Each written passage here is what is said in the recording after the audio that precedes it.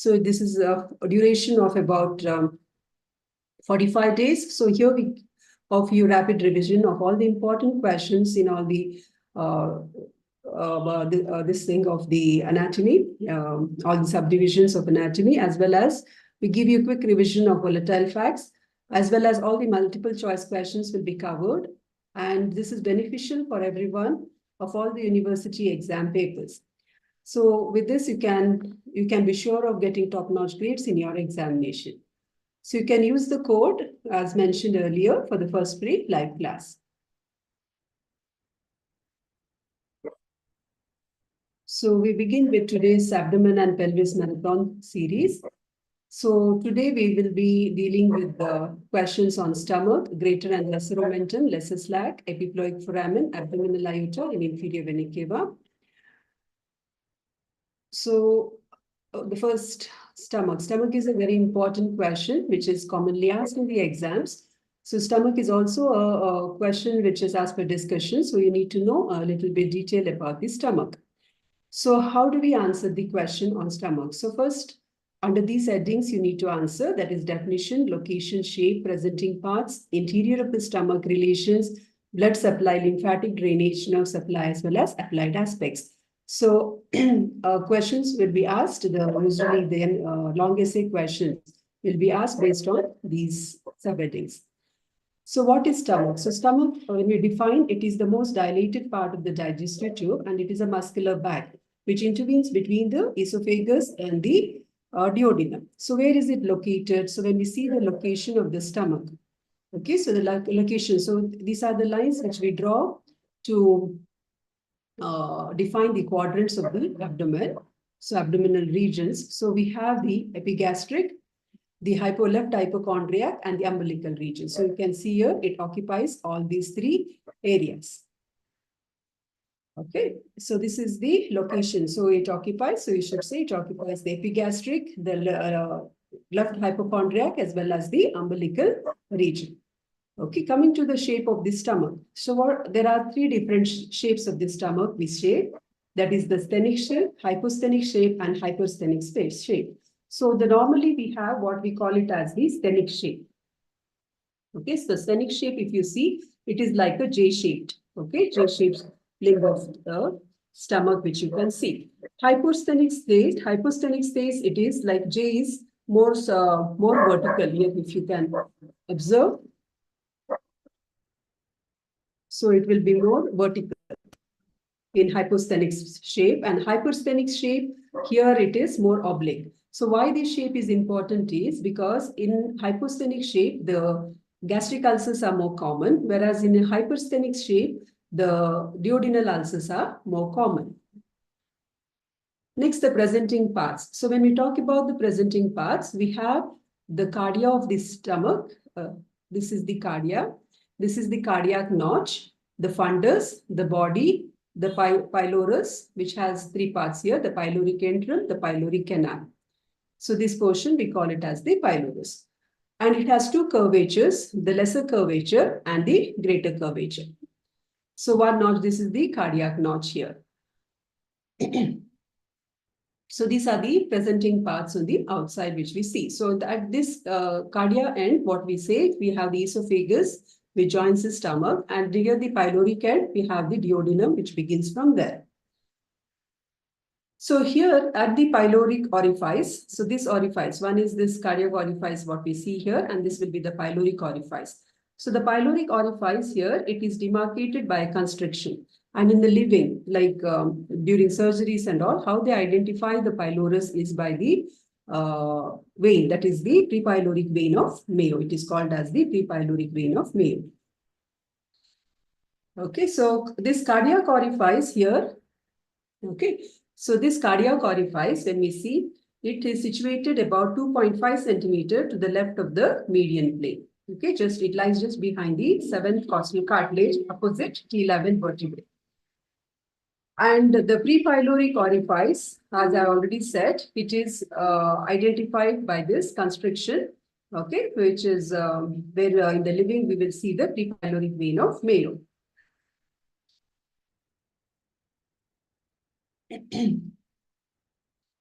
So here, what we have to know is there is a small area here. One is the gastric triangle area, another one is the trough space.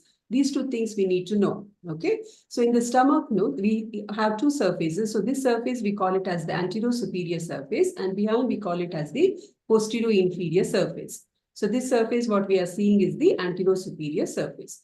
So when you talk about presenting parts, you talk about the curvatures, two curvatures, two orifices, two surfaces, and the parts of the stomach. So this triangle here, this is the gastric triangle. So this, what do we mean by gastric triangle? Gastric triangle is the space which comes in contact. It is the area of the stomach which is in contact with the anterior abdominal wall.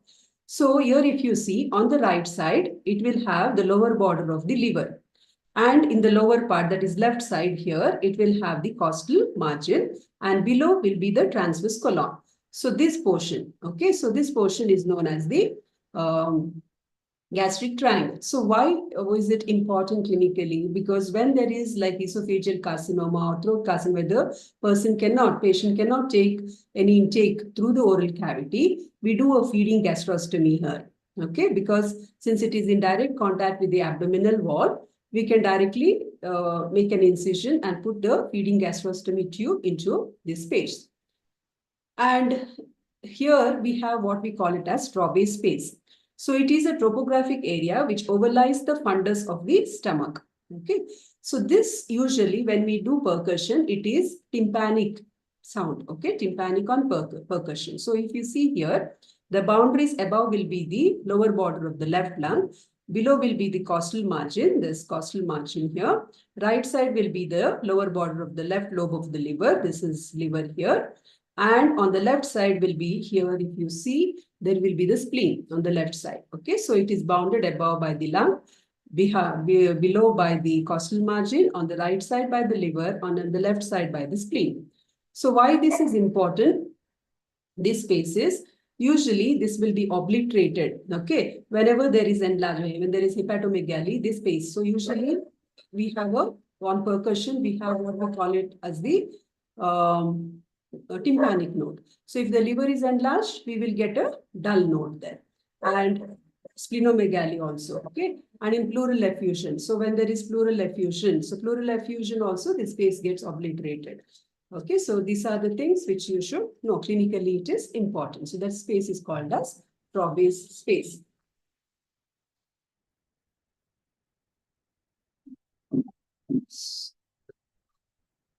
So here posteriorly, so we will go to about the relations. So peritoneal relations, when we say peritoneal relations, now stomach is covered by the peritoneum. So along the lesser curvature, we have the attachment of the lesser omentum. So here the peritoneal folds which attach the stomach, so with the different other organs, we call them as the omentum here, okay? So on the right side here, the stomach is connected to the liver. Okay, and a little portion to the duodenum here, this one, that is from the liver to the duodenum. So this lesser omentum, which we see here, okay, so it will be connecting the liver and the lesser curvature of the stomach. So where that along the lesser curvature, it will split and closes the surface and continues as the greater omentum along the greater curvature of the stomach.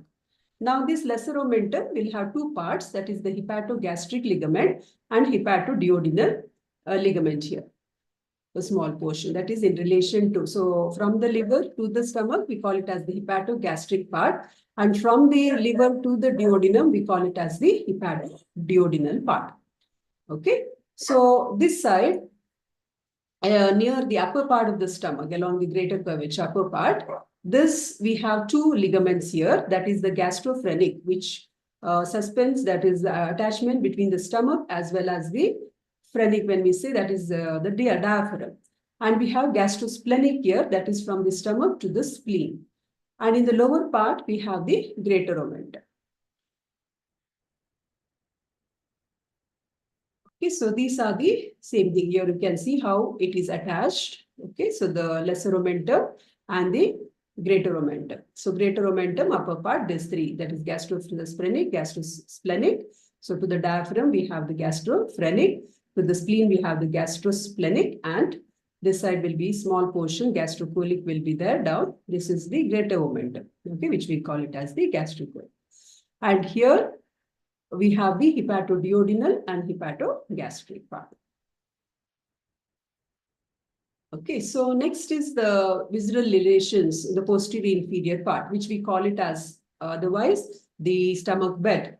Okay, this is very important. Okay, so the bed of the stomach, if you see, so here to remember it easily, you remember from above downwards. Okay, so above downwards when we come,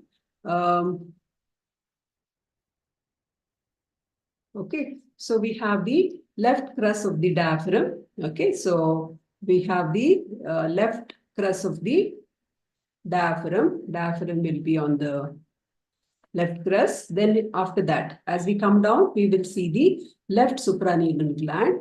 Okay, left suprarenal gland. Then we see the anterior. So below suprarenal, what is there? Kidney is there. So we see the left anterior, that is anterior surface of the left kidney. Okay, so left kidney we see. And then we see the splenic artery. Okay, so splenic artery, which is tortuous. Then we see the anterior surface of the pancreas. Anterior surface of pancreas. Okay, and then we see the anterior layer of the transverse. Okay, so transverse mesocolon. Transverse mesocolon. So when you go from above downwards, it is easier to remember the structures, transverse mesocolon. Okay, and the last, we can also see the gastric impression, that is of the spleen. Okay, spleen is also a small portion of the spleen can also be seen. Okay, little on the left side. So these are the structures which we see in the stomach bed. Okay, it is very commonly asked question, stomach bed structures. So left crus of the diaphragm. So here you can see this is the left suprarenal, left kidney, the splenic artery, anterior surface of the pancreas, transverse mesocolon. Okay, so this is the transverse mesocolon here, you can see. Okay, so these are the parts, transverse mesocolon here. Okay, right. So this is what I talked about, the feeding gastrostomy tube. Okay, so feeding gastrostomy tube is put into the stomach. Okay, directly we can see. So this is the anterior abdominal wall. It directly enters the stomach. Okay, so by which we can feed.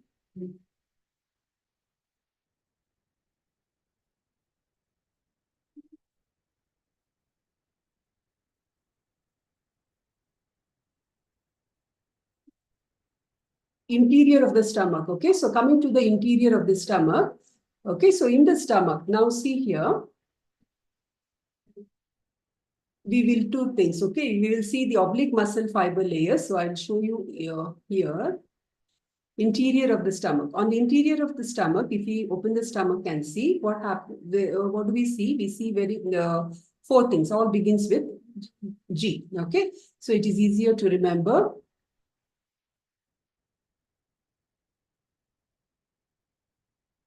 Okay, so gastric mucosa.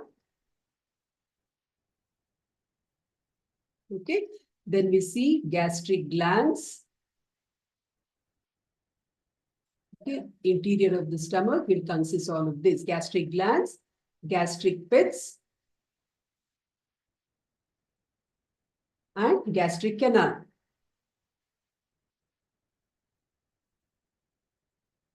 Gastric canal. Okay, so gastric canal, we usually see it along the lesser curvature of the stomach.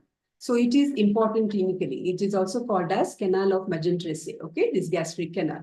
So usually the liquid food flows along this curvature.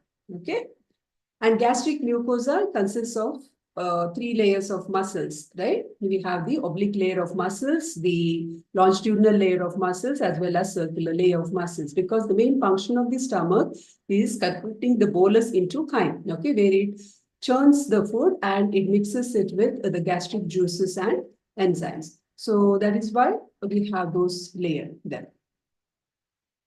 So coming to the arterial supply. Okay, so next important thing is the blood supply of the stomach.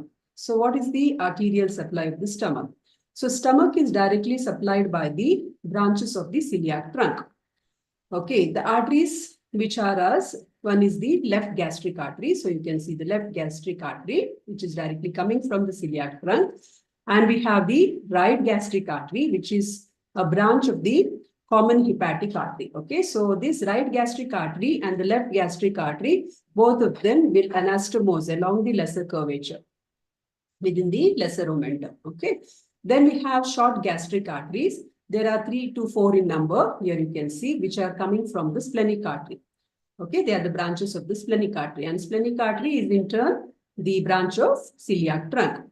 Then we have the left gastroepiploic artery, which is also a branch of splenic artery. And we have the right gastroepiploic artery, which is a branch of gastroduodenal artery and anastomosis with the left gastroepiploic artery. Okay, so they will anastomose here. So that is the thing. So these are the main arteries which are supplying the stomach. And venous drainage follows the same pattern. Okay, so they drain. So if you see, we have the left gastric and the right gastric vein, which will drain into the trunk of the portal vein. Then this short gastric veins and the left gastroepiploic vein will join the splenic vein. Okay, and right gastroepiploic vein will drain into the superior mesenteric vein. Okay, so we have similar named veins like of the arteries, but the drainage is a little different here. Okay. So here one you should remember is there is a portocaval anastomosis is present around the abdominal part of the esophagus. So near this cardiac end, there will be a portocaval anastomosis, which you can see here. Okay. So it is basically between the esophageal tributaries of left gastric and the inferior hemiazygos. So you can see here. This is the esophageal branch, or we don't say branch in veins, we call it as the tributaries. Okay. So esophageal tributary of left gastric vein and hemiazygos vein. Okay. So from the hemiazygos, these will they form a portocaval anastomosis. So whenever there is a obstruction, portocaval obstruction, this gets distended, and sometimes it causes it ruptures. Okay, ruptures, and it leads to what we call as the hematemesis. Okay, so that dilatation during the portocaval obstruction, we call it as the esophageal varices. Then important next is we have the lymphatic drainage. Okay. So here we draw a line, okay. So from the fundus up to the pylorus, okay, dividing the stomach into medial, that is this side, okay, medial 2/3 and the lateral 1/3, okay. And this medial 2/3 is again divided by drawing a line towards this notch here, okay. There will be a gastric notch here. So towards that, we draw a line dividing into upper part and the lower part. Okay, that is upper will be 3/4 and this lower 1/4. And this lateral 1/3 part is divided into 2 parts. Okay, that is by drawing one horizontal line which divides it into upper 1/4 and lower 3/4. So this is 4 areas which we which we show there. Okay, and here if you see from the medial 3/4, it drains into the mainly into the left gastric group of lymph nodes, and from there it goes to the celiac nodes, and from the lower part, that is the medial 1/4, 1/4 of the medial 2/3 part, here it goes to the hepatic group of lymph nodes and right gastric group of lymph nodes. Okay, so from there again, so ultimately all the lymphatics drain into the celiac nodes. Here in the lateral part, the upper part drains into the pancreatico-splenic group of lymph nodes, and in the lower part, it drains into the right gastroepiploic nodes. So nerve supply. Coming to the nerve supply of the stomach, stomach has got both sympathetic and the parasympathetic supply. Okay, so sympathetic supply is from the celiac plexus. Okay, so from the celiac plexus, we have the sympathetic supply. The parasympathetic is by the vagus. So sympathetic supply, what happens is the preganglionic motor fibers, they arise from the lateral horn cells of T6 to T9 segments of the spinal cord. Okay, they reach the celiac ganglia, that is through the great splanchnic nerves, and postganglionic fibers which begin they supply the stomach. So the parasympathetic. So parasympathetic, what happens is it is by the anterior and posterior vagal trunk.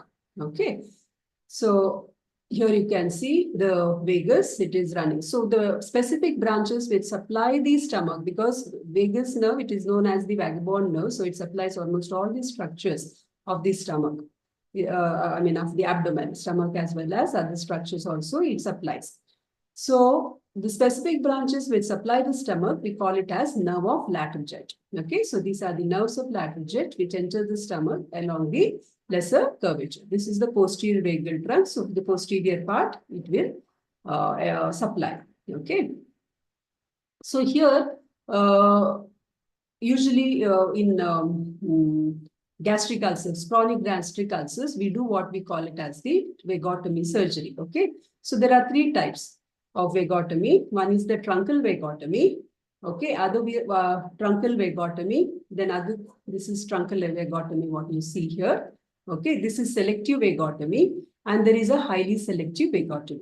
So as the name says, truncal vagotomy means we cut the trunk, either the anterior trunk or posterior trunk. Okay, so depending upon where the ulcer is and which portion. So, but here what happens in truncal vagotomy is, when we do that, what can happen is, in truncal, because the vagus nerve will supply other structures also, it is affected. The nerve supply of other structures is affected, as well as it leads to what we call it as gastric stasis.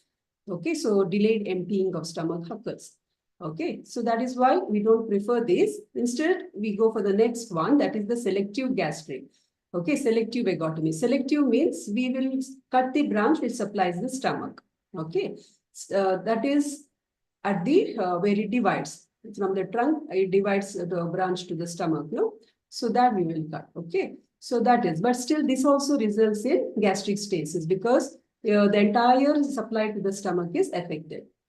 And in highly selective vagotomy, we will cut the specific branch which supply the particular area where there is gastric ulcers, okay?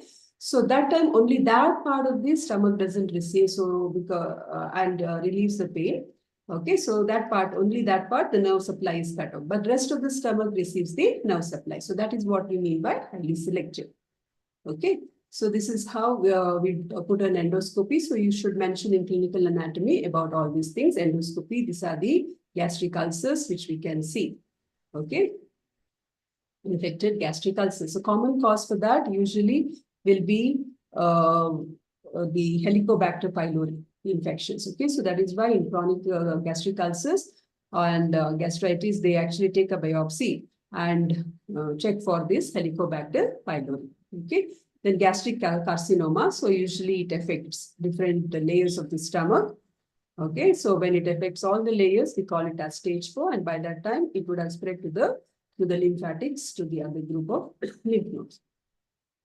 So usually the symptoms what we see here will be bloating, heartburn, lack of appetite, indigestion, nausea, all those will be there. This will be the common symptoms we see otherwise also, but we need to be careful depending upon the condition of the patient and the prognosis. Okay.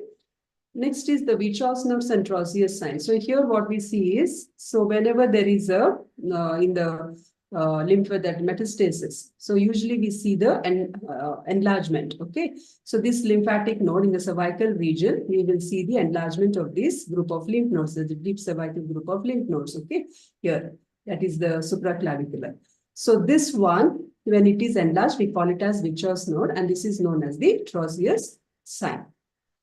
So this is about stomach. So stomach basically important is where it is when you write. Okay, so you will write when we summarize the facts. Okay, summary when we write, or when we, what we need to write is, first is the location. Okay, where it is located. Then we write about, that is very important, the shape is important. Then we write about the presenting parts, where you mention how many curvatures, surfaces and all those things. Okay. Then we talk about the relationships. So the peritoneal relations and the visceral relations. So posteriorly, we talk about the stomach bed structures. Okay. And then we talk about the nerves, the blood supply, the nerve supply, as well as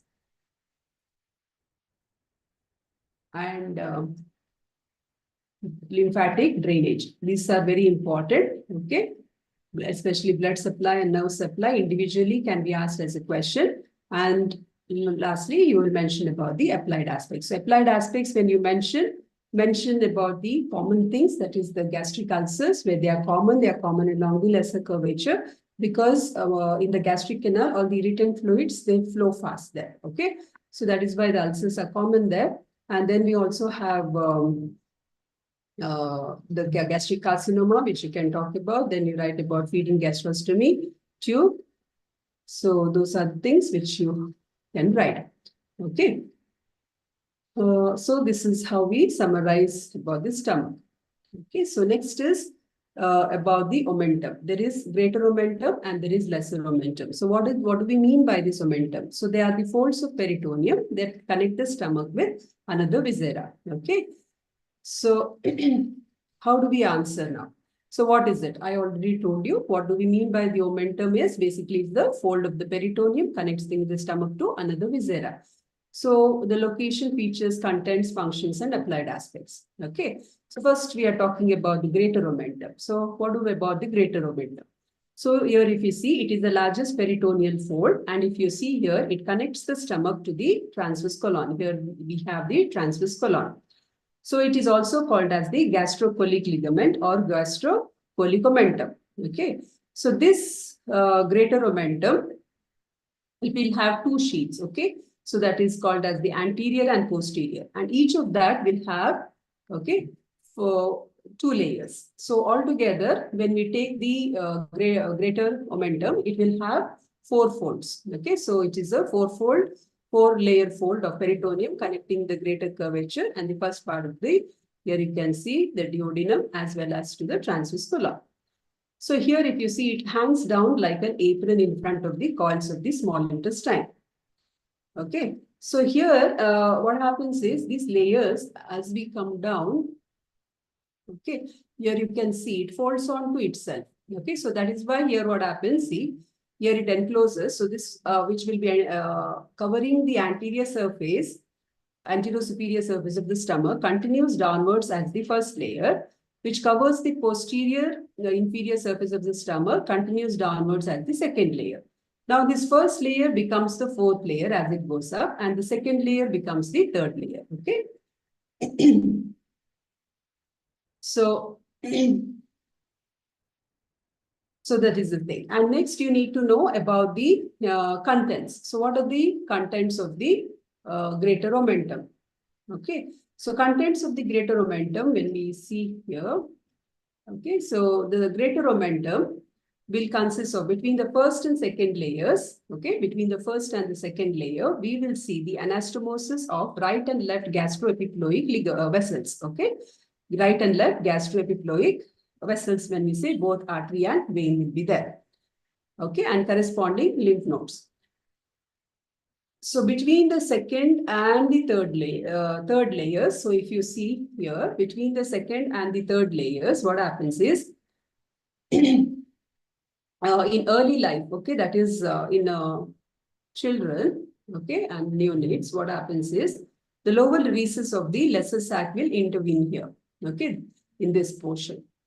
Here, if you see, this behind will be the lesser sac, okay, so that will be intervening. But after puberty, what happens is, the recesses usually gets obliterated. So if you see here, this will be the lesser sac, okay, so that is communicating here between these, it will be extending up here. But here what has happened is, it fuses here, so it gets obliterated. And between the third and fourth layer, we'll have blood vessels, which are derived from the anastomosis of right and left gastroepiploic arteries. Okay. So these are the contents. So in addition to that, sometimes what happens in the omentum, it will also contain lobules of fat. Okay, lobules of fat, which we call it. So you can see these lobules of fat. Okay, and some milky spots which are derived from the fixed macrophages. Okay, so this is very important. There's macrophages which are present there. Okay, so that is why this greater momentum, how it helps is, one is it acts as a storehouse because of this fat present there. It acts as a storehouse of fat, as well as it acts whenever it is also called as the policeman of the abdomen. So why it is called so is, so whenever there is an inflamed organ, okay, there is an inflammation there, inflamed organ, what happens is this greater momentum, it just, those macrophages, what happens is it goes to that area and it will just wrap around that infection, okay, and it prevents the spread of infection. So that is why it is known as the policeman of the abdomen or abdominal police guard. Okay, so that is pain. Okay, so you can see here. So it just moves, it seals the infection and it will limit the spread of infection. In that way, it protects. Okay, so that is the thing which you write. So what is greater momentum? Okay, what are the, so when you write about greater momentum, okay, so what will you write? First, you will write the definition. What do we mean by momentum? Okay, the definition. Okay, then you write about the attachment, that is, or the location also we can say. So what structures it is attaching the stomach to. Then we talk about these layers which are present and the contents which are present within it. Okay, its functions. Okay, so those are the things. Functions, applied aspects becomes the same. Okay, which you can write. Next is the lesser momentum. Okay, so lesser momentum when we say. So lesser momentum also, it is the fold of the peritoneum. So momentum generally is the fold of the peritoneum which connects the stomach. So here also we go by the same headings: definition, location, features, contents, and the applied aspects. So lesser momentum is a peritoneal fold. It consists of two layers.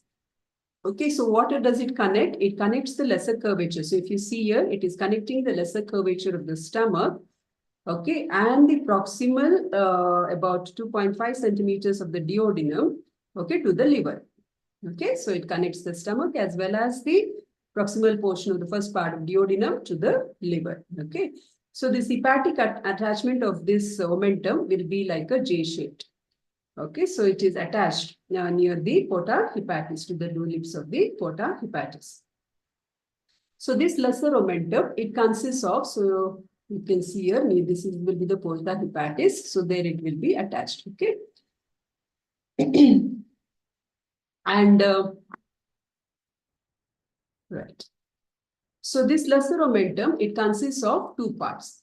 Okay, so one part which we call it as the hepatogastric. So the part which is attaching the liver and the stomach, we call it as the hepatogastric part, and the part which attaches the liver and the duodenum, we call it as the hepatoduodenal part. Okay, so those are the two parts which we contain. So here you can see hepatoduodenal part and hepatogastric part. So this is where the porta hepatis is, where we have the common bile duct, the hepatic artery, portal vein, and all these things are seen here. Okay, so next we talk about the contents. Okay, so what are the contents? So along the lesser curvature, so if you see here, along the lesser curvature, there is anastomosis between the left gastric and the right gastric vessels. Okay, and there are also, in addition to that, there will be lymph nodes and branches of the gastric nerves, isn't it? The nerves of lateral will be there. So within the free margin, so this side where the free margin here, okay, which you can actually make out. So this is the free margin this side. So along the free margin, we'll have the portal vein. Okay, so the portal vein here you can see this blue thing, portal vein. Then we have the plexus of nerves there. Nerve plexus will be present. The bile duct, this green thing will be the bile duct, and the hepatic artery and hepatic group of lymph nodes. So these things we will see in that part. Okay, portal vein. Okay, left, right and left gastric veins which are opening there into the portal vein. lymph nodes, nerve plexus, all these structures you can see. Okay, so that is about. So again, the same way we go. So to summarize, we talk about the definition. Okay, what we mean by momentum. Okay, and then we talk about its attachment, what structures it is attaching, then what are its two parts. Okay, that is the two ligaments we talk about, and then we talk about the contents. Okay, contents, isn't it?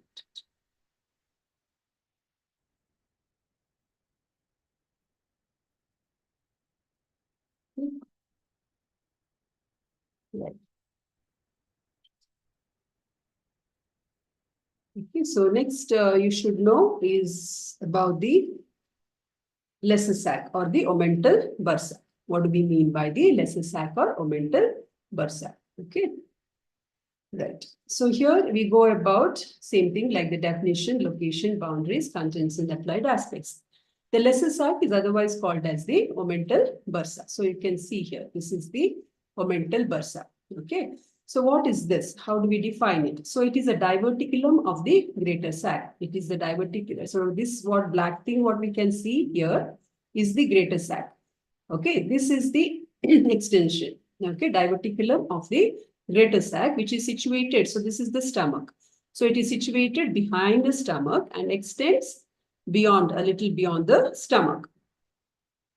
So why it is called omental bursa? Because it acts as a bursa to allow for the expansion of the stomach. So that is why it is called as the omental bursa. Okay, so it is called as the omental bursa. So here, the lesser sac, if you see, it is closed on all the sides. Okay, it is closed on all the sides except at this part, which is known as the epiploic foramen. Okay, except at the epiploic foramen, here it is open where it is communicating with the greater sac. So that is the thing. Now the shape of this lesser sac. Okay, here. It is basically, it resembles an empty hot water bag. I will show you that when we talk about the recesses there.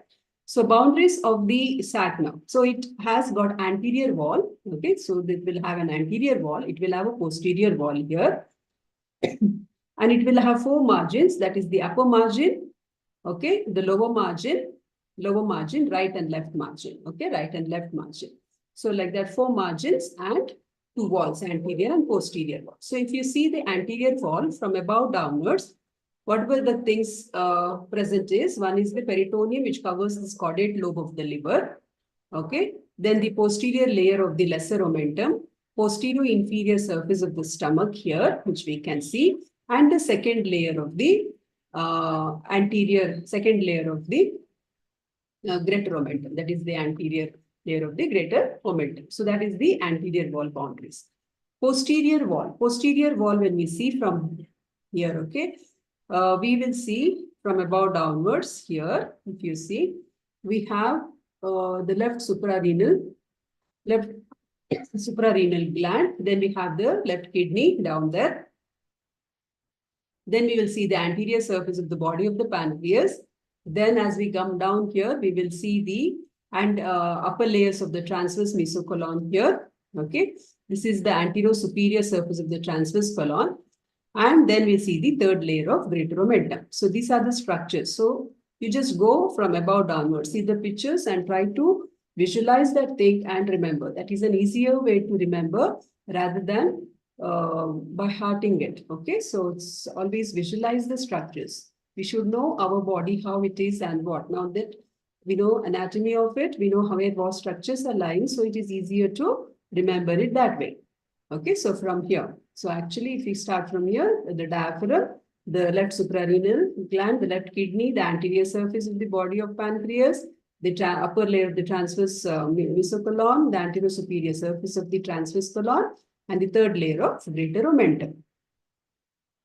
Okay, upper margin. So upper margin of it here, in the upper part, it is formed by the caudate lobe of the liver. Okay, so caudate lobe of the liver forms the upper margin there.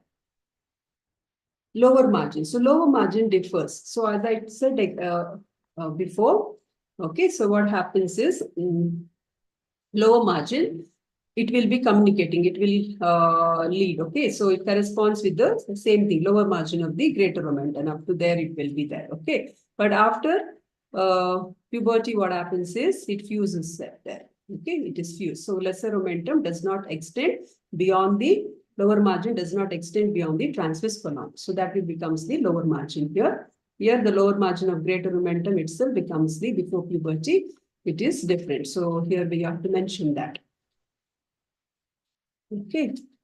So the right margin, what happens is below the transverse colon, it corresponds to the right free margin of the, to show you that.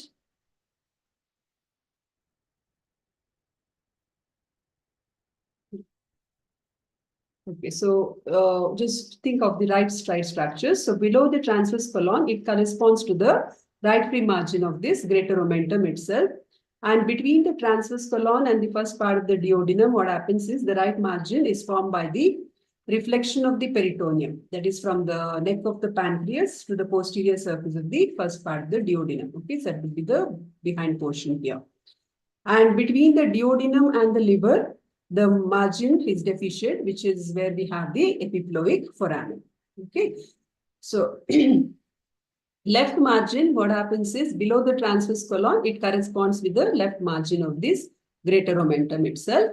And between the transverse colon and the cardiac end of the stomach here, the left margin is formed by the inner layer of gastrosplenic and the inner layer of lineal gastrosplenic from the stomach to the spleen, and by the the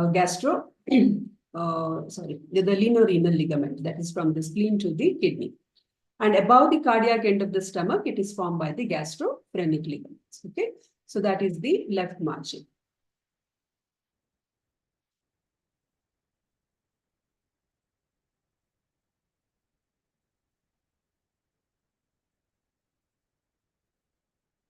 Okay, so this the interior. Okay, so here we can see interior of this. What is that? So this is how water, I said by it resembles a hot water bag. Okay, so the interior is enclosed by two sickle-shaped peritoneal folds known as the superior and inferior. Okay, so here we have two folds. That is called as the superior and inferior gastropancreatic folds. And because of those folds, we have these recesses. The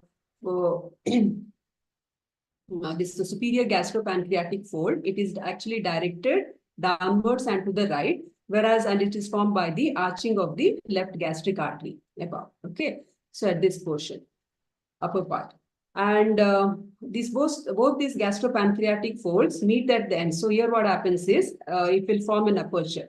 So because of that aperture, what happens is, and that aperture we call it as the foramen bursa omenti majoris, or the omentum major foramen. So this foramen will divide this lesser sac into an upper part. Okay, this is known as the superior recess, and this lower part, which we call it as the inferior recess or omental bursa proper. Then a small extension is there towards the spleen, which we call it as the splenic recess, which extends near the hilum of the spleen. It is basically a little extension of the bursa. Okay, so basically formed because of the gastropancreatic folds, superior and inferior gastropancreatic folds. Okay, so that is about the lesser sac. So you should know what do we mean by when we write about lesser sac. Okay, so or it is also called as omental bursa. So what do we mean by this? Okay, so what do we mean by lesser sac? So lesser sac, the definition why it is called as lesser sac, it's a diverticulum of the greater sac. Omental bursa because it is it forms like bursa to the posterior surface of the acts as a bursa. Okay, then what do you write about it? You write about its boundaries. Okay, that is two surfaces and its relations, boundaries and relations you talked about. Okay, then you talked about the recesses. Okay, so those are the things which you need to mention about the lesser sac. Okay. So usually infections, okay, infections can spread from the greater sac to the lesser sac through this epiploic foramen.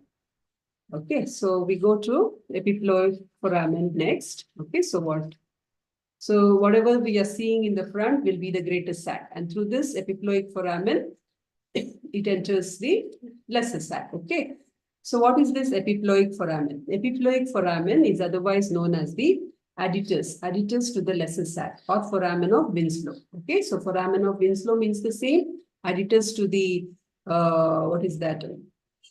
Lesser sac means the same. Epiploic foramen means the same. Okay, so it is a slit of about 3 centimeters, and it is situated opposite T12 vertebrae. Okay, so it lies at the level of T12. So the foramen will have, so here you can see it's also called as the foramen of Winslow. Not this one, behind this. Okay, it goes. So what are its boundaries? So boundaries, when we see now, this is the epiploic foramen. So if you see the boundaries, in the front, it is the right free margin of the lesser omentum containing the portal vein. Okay, so if you see here, it is the right free margin of the portal, right free margin of the lesser omentum, which has all this portal vein, hepatic artery, and the bile duct, okay, which are present, and nerve plexus as well as the lymphatics are present. Below it is the first part of the duodenum, okay, first part of the duodenum here. Okay, and beneath which lies this thing, hepatic artery will be here, which is running. Okay, then behind will be the inferior vena cava. Inferior vena cava is behind, and above will be the chordate process of the liver. Okay, so these are the boundaries of epiploic foramen. So this epiploic foramen, why is it important is it is continuous on the right side with the hepatorenal pouch of Morrison. Okay, hepatorenal pouch of Morrison. So it can also form a pathway for the spread of infection. So so these are the things which you should know. For epiploic foramen is asked as a 3-mark question. So you should define it. Okay, write its location, opposite which vertebral level. So it lies opposite to T12 vertebral level. Okay. And the other names for it, that is foramen of Winslow, adductus to lesser sac. Then write about its boundaries. So usually the boundaries is asked as a 3-mark question or an MCQ question. Okay. Next we go to abdominal aorta. So what do we mean by the abdominal aorta? Okay, abdominal aorta. So the origin, termination, course, relation, branches, clinical importance. Okay, so origin. So origin is what? It is the continuation of the thoracic, that is aorta. Thoracic aorta is otherwise called as the descending aorta. Okay, so it enters the abdomen through the aortic opening of the, which one? The diaphragm. So through the diaphragmatic opening, it will enter the stomach. Enters the abdomen part. Okay, so it terminates by dividing into 2, that is the right and left common iliac arteries. Okay, it terminates. So here if you see, so it begins, so at the level of the T12 through the aortic opening of the diaphragm, it enters at the level of T12 vertebral level. So at the level of L4, it terminates by dividing into the common iliac, right and left common iliac. Okay. Before we go in for branches, you can see on its right side, we have the right crest of the diaphragm as well as the inferior vena cava. Okay, whereas on its left side, you can also see the left celiac transversus. Okay, so this is the sympathetic chain which we can see here. Okay, and we see the left renal artery, we see the left renal vein as well as the left kidney, left suprarenal gland. Okay, psoas major, all these structures, they form the left side relations. Okay, and here anteriorly you can see, okay, we will have the body of the, from above downwards when we come. Okay, so this is the lesser sac here, and we have the body of the pancreas. Behind that is the splenic vein here. we have the uncinate process of the pancreas. We have the third part of the duodenum, which lies there. And below will be the coils of the small intestine. Okay. So they will be forming the anterior relations. So branches. So branches of the abdominal aorta. So it has three anterior unpaired branches which supply the viscera. Then it has three lateral paired branches, five lateral paired branches which supply the parietes, in the sense the parietal walls. And there are three terminal branches. Okay. So the anterior unpaired is celiac trunk, superior mesenteric artery, inferior mesenteric artery, which supply the structures derived from the three parts of the gut, primitive gut, that is the foregut, midgut, and hindgut. Okay. Then three lateral paired branches, which are laterally paired suprarenal artery, testicular or ovarian artery, and we have the renal artery. Okay. And lateral paired branches to the parietal supply the parietal wall, that is the inferior phrenic artery and the lumbar arteries. And the terminal branches include right common iliac, left common iliac, and median sacral artery. So if you see here, these are the branches. So these three will be the anterior unpaired branches, celiac trunk, superior mesenteric, and the inferior mesenteric. The lateral branches include the middle suprarenal. Then we have the renal supplying the viscera as well as the gonadal artery. They are the lateral paired branches. Lateral paired branches to the parietes include the lumbar arteries, okay, as well as the inferior phrenic artery.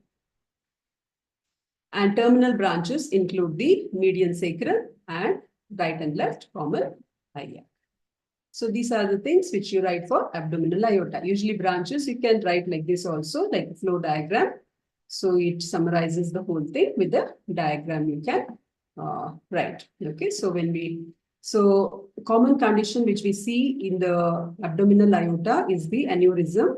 Okay, aneurysm is the abnormal dilatation of a blood vessel, which we call it as aneurysm.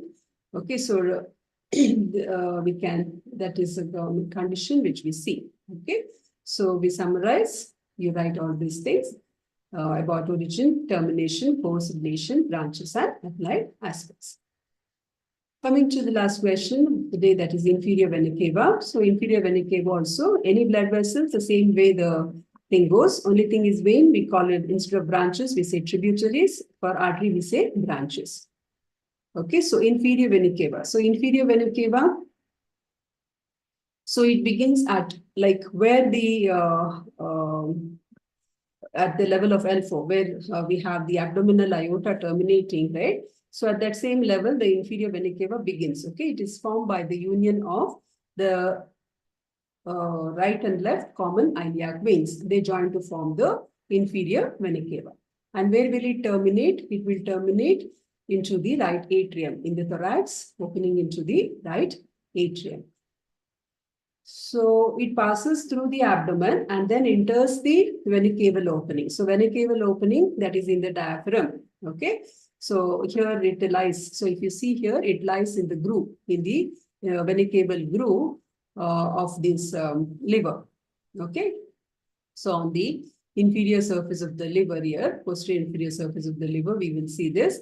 That is the groove for the inferior vena cava, where the inferior vena cava runs. Okay. So here it is pierced by this hepatic veins. Its tributaries, they open into this inferior vena cava. And inferior vena cava will enter the thorax by passing through the vena caval opening, that is, which lies at the level of T10. T10 in the diaphragm, and it opens into the right atrium. Okay.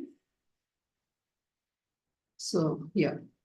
So these are its tributaries. Okay, so same. That is mainly the right and left common iliac veins. They are the formative tributaries along with the median sacral vein, the lumbar veins, the third and fourth lumbar veins, the right gonadal vein. Here you should remember it is only right gonadal vein because the left gonadal directly opens into the left renal vein. Okay, then the right and left renal veins. We have the suprarenal vein, okay, and the hepatic veins.